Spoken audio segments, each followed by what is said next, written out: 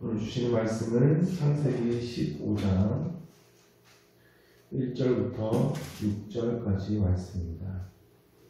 저희가 한 절씩 교독하겠습니다. 이후에 여호와의 말씀이 환상 중에 아브라함에게 임하여 이르시되 아브라함아 두려워하지 말라. 나는 내 방패요 너의 지극히 큰 상급이니라. 아브라함이 이르되 두려워하여 너에게 주시리라. 나는 자식이 없사오니 나의 상속자는 네 다윗의 사람을 내리셨습니다. 아브라함이 또 이르되 주께서 내게 씨를 주지 아니하셨으니 내 집에서 길린 자가 내 상속자가 될 것입니다. 여호와의 말씀에 그에게 이르시되 그 사람이 내 상속자가 아니라 내 몸에서 날 자가 내 상속자가 되리라 하시고 그를 이끌고 밖으로 나가 이르시되 하늘을 우러러 무뼈를 셀 수 있나 보라. 또 그에게 이르시되 내 자손이 이와 같으리라. 하나님의 영광을 믿는 여호와께서 그를 그에게 이르시고 아멘. 아브라함은 지금 믿음의 길을 걷고 있습니다. 그러나 믿음의 길이 결코 쉽지 않습니다. 가장 힘든 게 무엇일까요? 그것은 분명 기약 없는 기다림일 것입니다. 내가 내게 보여줄 땅으로 가라. 내가 너를 큰 민족을 이루겠다. 하나님께서 약속하셨어요. 그런데 그 약속이 이루어질 기미도 보이지 않습니다. 우리 신앙생활도 사실 그러하죠. 처음에 은혜 받고 강력한 도전도 받고 기도를 시작하고 믿음의 길을 걸어갈 때는 우리 안에 뜨거운 열정이 막 불타오릅니다. 이렇게 열심히 하면 하나님께서 금방 응답하실 것만 같아요. 그런데 그 응답이 한 해, 두 해 계속 미뤄지고 아무리 열심히 내가 신앙생활을 해도 별로 하나님께서 응답하시는 것 같지 않고 그 상황이 변한 게 별로 없으면 점점 열정이 식어지죠. 내가 바라고 있는 기도 제목과 지금 나의 처한 현실의 거리가 너무 크게 느껴지면 우리 믿음이 점점 줄어들게 됩니다. 기도 제목의 크기가 점점 줄어들어요. 처음에는 우리 온 가족이 나를 통해 다 예수 믿게 해주세요. 이렇게 기도하다가 가족들 봤는데 큰 벽에 막 부딪히고 나면 그냥 우리 자식들만 예수 잘 믿게 해주세요. 그러다가 그것조차 쉽지 않다는 걸 느껴지면 그냥 교회만 잘 다니게 해주세요. 이러다가 이게 바뀌어가는 것을 보게 됩니다. 그런데 믿음의 길에는 반드시 인내가 필요합니다. 하나님의 축복은 하늘에서 갑자기 툭 하고 떨어지는 게 아닙니다. 복권에 당첨되듯이 갑자기 막 복이 뚝 떨어지는 것이 아니라 하나님이 우리를 복의 사람으로 만들어주십니다. 그 복을 누릴 수 있는 사람, 그 복을 다스릴 수 있는 사람으로 우리를 바꾸어 주시는 거죠. 그게 하나님의 방식입니다. 그래서 시간이 필요해요. 인내와 연단의 시간이 끝나고 나면 하나님은 반드시 그 뜻을 이루어 주십니다. 아브라함도 지금 그런 시간을 보내고 있어요. 그래서 참 답답하고 힘든 가운데 있습니다. 근데 하나님은 그런 아브라함을 그냥 내버려 두지 않으십니다. 찾아와서 그의 마음을 도닥여 주시고 다시 말씀을 주시면서 믿음을 굳건하게 해주시는 거예요. 그것이 오늘 본문의 내용입니다. 오늘 본문 1절을 보시면 여호와의 말씀이 환상 중에 아브라함에게 임했습니다. 창세기에서는 특히 또 구약에서는 하나님께서 사람에게 말씀을 전하실 때에 환상이나 꿈이나 천사를 보내서 말씀하셨습니다. 이때에는 선지자도 없었고 제사장도 없었고 성경책이 더더욱 없었을 때이기 때문이죠. 지금 성경책이 다 있고 목사님들도 계시고 이렇게 하나님의 말씀이 매일 선포되고 있습니다. 다른 방법이지만 하나님은 언제나 우리에게 이렇게 말씀하십니다. 찾아오십니다. 하나님은 아브라함에게 찾아오셔서 두려워하지 말라라고 말씀하셨어요. 그럼 아브라함이 지금 뭘 두려워하고 있었을까요? 오늘 보면 1절이 이렇게 시작하죠. 이후에 라고 시작했습니다. 그러면 이전에 어떤 사건하고 연관이 있다는 얘기죠. 이전에 14장에서 아브라함이 자기 수하를 이끌고 기습을 해서 롯과 그의 가족들, 포로로 끌려간 모든 사람들을 구해내는 일을 했습니다.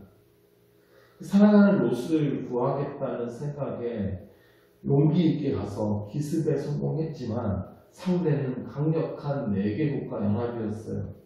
아브라함의 수하 318명이 아무리 용맹해도 이게 숫자로는 상대가 안 됩니다. 그러니까 아브라함도 두려울 수 있었겠죠.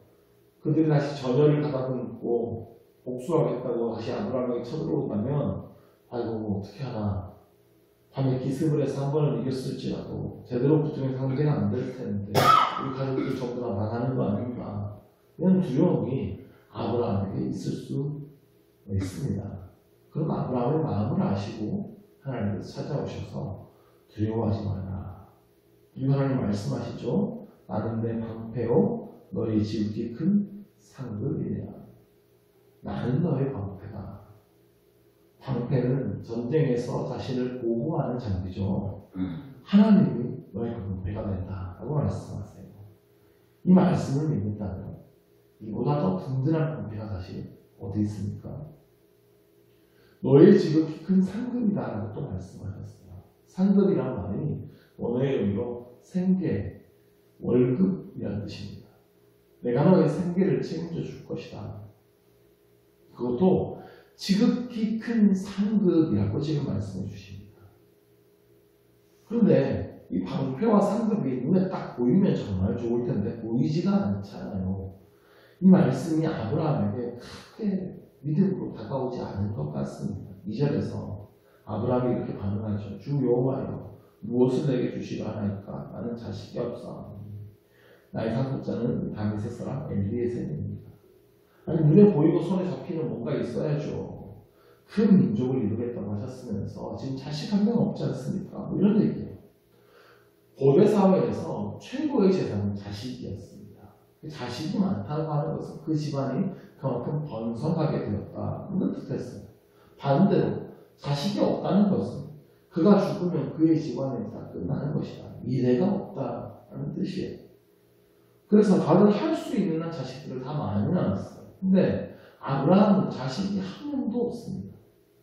하나님께서 분명히 너를 복이 되겠다 말씀하셨고 큰 민족을 이루겠다 말씀하셨고, 아니 큰 민족을 이루려면 지금부터 1년에 한 명씩 계속 나도 모자를 파는데 계속 자식이 계속 한 명도 없으면 이거 도대체 어떻게 하겠다는 말입니까?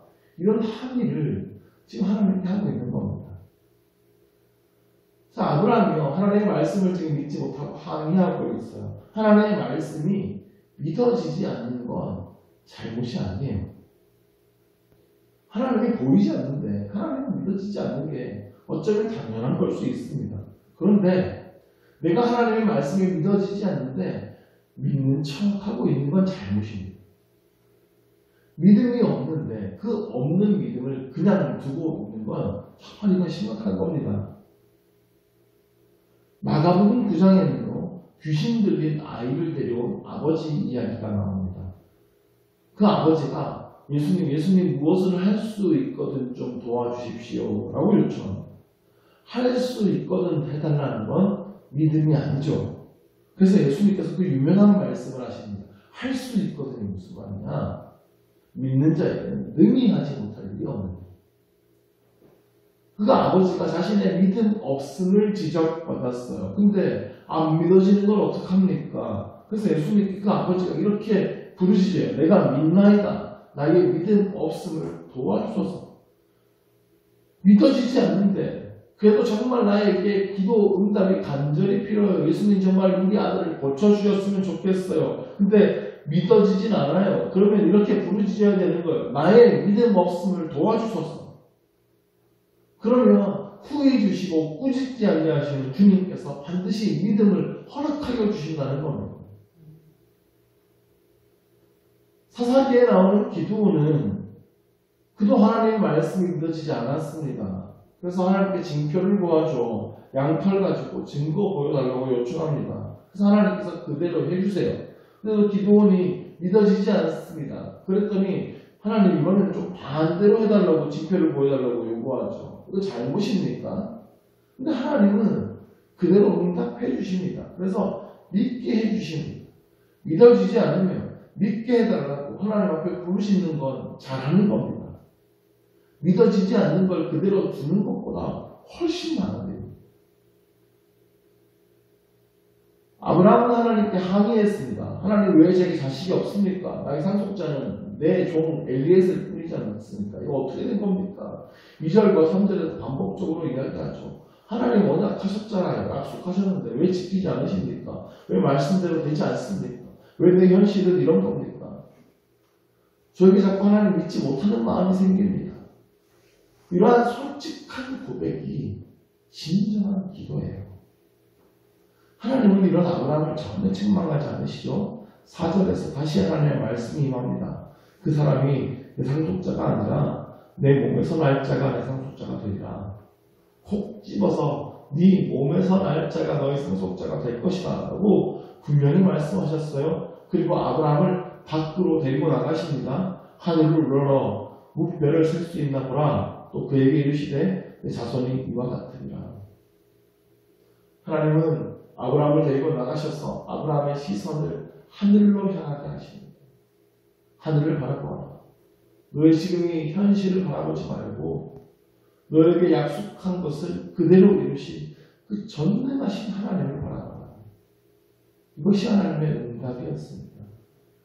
우리가 이 땅의 현실 때문에 때때로 좌절하게 되고 절망하게 될 때 우리의 눈을 들어서 하늘을 바라볼 수 있게 되기를 바랍니다.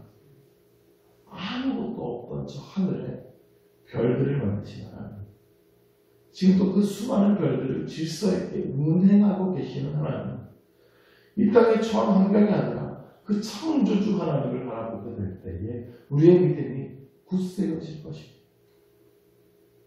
하나님은 아브라함에게 결코 허황된 이야기를 한 것이 아닙니다. 실제로 아브라함의 자손들, 이스라엘의 백성들이 별과 같이 많아지지 않았습니까?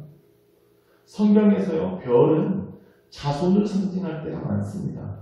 요셉이 꿈을 꾸었을 때에도 그 형제들이 12별로 나오잖아요. 근데 여기서 주목할 점은 4절에서 내 몸에서 날 자가 내 상속자가 되리라 라고 말씀하셨다는 점이에요. 내 몸에서 날 자, 그리고 상속자 모두 단수예요. 한 명이라는 겁니다. 히브리어에서 단수와 복수를 정확하게 구분지어서 사용합니다. 단수를 썼는데 여러 명일 수는 없어요. 단 한 명의 자녀, 그러니까 이삭을 통해서 하늘의 별과 같이 많은 자손을 이루겠다라고 약속하신 거예요. 또 이 말씀은 더 나아가서 그 아브라함의 자손을 통해서 오실 예수 그리스도를 상징하는 겁니다. 오늘 말씀에 대한 신앙의 말씀 한 구절을 읽어드릴 건데요. 갈라디아서 3장 16절입니다. 이 약속들은 아브라함과 그 자손에게 말씀하신 것인데 여럿을 가리켜 그 자손들이라 하지 아니하고 오직 한 사람을 가리켜 내 자손이라 하였으니 곧 그리스도라. 바울이 갈라디아서 3장 16절에서 이 말씀에 대한 해석을 이렇게 한 거예요. 오늘 본문에서 아브라함에게 하신 약속의 말씀이죠. 여럿이 아니라 오직 한 사람을 가리켜 내 자손이라고 하셨다고 여기서도 강조하고 있는데 그분은 바로 예수 그리스도라고 말씀합니다. 즉 아브라함에게 약속하신 별과 같이 많은 자손은 이스라엘 백성들을 의미하기도 하지만 아브라함을 통해서 나게 될 그 메시아, 큰 별로 오실 그 예수 그리스도를 통해서 하나님의 자녀가 된 수많은 사람들, 하나님의 백성이 된 사람들, 믿음의 자손이 된 그 수많은 사람들을 이야기하는 거예요. 그러므로 우리도 아브라함의 자손입니다. 그러므로 아브라함이 보았던 그 수많은 별들 중 하나가 또 우리인 거예요. 6절을 보시죠. 아브라함이 여호와를 믿으니 여호와께서 이를 그의 의로 여기시고, 믿음으로 의롭다 함을 받았다라는 개념이 여기서 처음 등장합니다. 믿었고 그것을 의로 여겼어요. 그래서 아브라함이 믿음의 조상입니다. 믿음으로 의롭다함을 받은 모든 사람들의 조상이 되는 겁니다. 우리 믿음의 자손들은 모두 이 아브라함의 길을 따라가고 있습니다. 하나님께서 주실 그 약속을 바라보면서 믿음의 길을 걸어가고 있습니다. 그 길 가운데 현실 때문에, 답답한 현실 때문에 믿음이 흔들릴 때가 많이 있어요. 하나님의 그 지체되는 응답 때문에 지칠 때도 있습니다. 그러면 그 모습 그대로 하나님 앞에 나아가서 부르짖으시기 바랍니다. 하나님 너무 답답합니다. 힘듭니다. 믿어지지 않습니다. 내 믿음이 흔들립니다. 연약해집니다. 나의 믿음 없음을 도와주셔서 그때 하나님께서 우리에게 찾아오셔서 다시 말씀을 주시고 믿음을 허락하여 주실 것입니다. 믿음의 확신을 심어주실 것입니다. 천지를 지으신 하나님을 다시 바라보게 하실 것입니다. 반드시 이루신 하나님의 놀라운 일들을 우리가 굳건히 바라보게 하실 것입니다. 우리에게 그 은혜가 필요합니다. 믿음을 구하십시오. 여러분에게 굳센 믿음을 주실 것입니다. 그리고 믿는 우리를 의롭다고 칭하여 주실 것입니다. 기도하겠습니다. 하나님 아버지, 오늘도 우리는 믿음의 길을 걸어가고 있습니다. 그 길 가운데 포기해버리고 내던져버린 하나님의 약속들이 있지는 않은지요. 세월이 지나면서 점점 줄어들어간 소망이 있지는 않은지요. 현실의 벽이 너무나 크게 느껴질 때가 많지만 하나님께서 보시기에 그 벽은 아무것도 아닌 줄로 믿습니다. 우리에게 그 하나님의 시선을 허락하여 주옵소서. 하나님의 시각으로 세상을 바라보게 하여 주옵소서. 우리의 눈을 열어주시고 그 굳센 믿음을 허락하여 주옵소서. 나를 덮치는 거센 파도가 있을지라도 나를 지키시고 사랑하시는 하나님을 바라보기를 원합니다. 오늘도 주의 강한 손으로 우리를 붙들어 주시옵소서. 믿음으로 끝까지 인내하게 하여 주옵소서. 주님께서 우리를 향해 품으신 그 큰 뜻이 우리에게 이루어지기를 간절히 원합니다. 그날까지 주와 함께 기도하며 믿음으로 승리하게 하여 주옵소서. 예수 그리스도 이름으로 기도드립니다. 아멘. 하늘에 계신 우리 아버지, 아버지의 이름을 거룩하게 하시며 아버지의 나라가 오게 하시며 아버지의 뜻이 하늘에서와 같이 땅에서도 이루어지게 하소서.